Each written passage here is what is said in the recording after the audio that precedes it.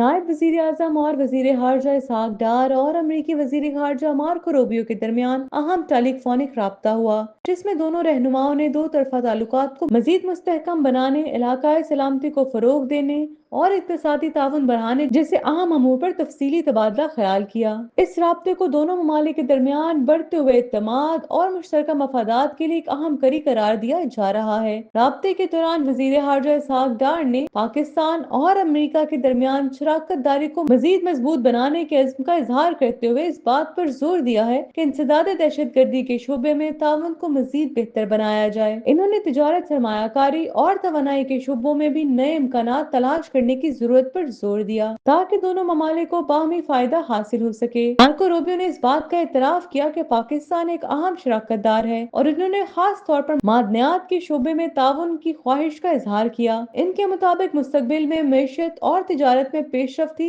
दोनों ममालिक के ताल्लुकात के सिर्फ मुतय्यन करेगी। इन्होंने इस बात पर जोर दिया कि पाकिस्तान के साथ देर पा इक्तिसादी रवाबित को फरोग दिया जाएगा। इसहाक डार ने गुफ्तगू के दौरान इस बात को भी उजागर किया कि पाकिस्तान ने दहशत गर्दी के खिलाफ जंग में न सिर्फ कुर्बानियां दी बल्कि मुल्क की मैशत और अवाम को भी भारी नुकसान उठाना पड़ा। इन्होंने खास तौर पर 2013 से 2018 के दौरान पाकिस्तान की कोशिशों का हवाला दिया, जिस पर अमरीकी वजीर खारजा ने पाकिस्तान के किरदार को सराहते हुए इंसदाद दहशत गर्दी में मजीद ताउन की ख्वाहिश जाहिर की। दोनों रहनुमाओं ने अफगानिस्तान की मौजूदा सूरत हाल पर भी गुफ्तगू की और इस बात पर इत्तफाक किया कि अफगानिस्तान में छोड़े गए अमरीकी फौजी साजो सामान के मसले को हल करना नागजीर है। मार्को रूबियो ने इस हवाले से मुश्तरका हिकमत अमली अपनाने की जरूरत पर जोर दिया ताकि खित्ते में अमन इस्तेहकाम को यकीनी बनाया जा सके। ये राब्ता दोनों ममालिक के दरमियान बढ़ते हुए रवाबित का गमाज है और आइंदा दिनों में पाकिस्तान और अमेरिका के ताल्लुकात को एक नई सिमत देने में मददगार साबित हो सकता है।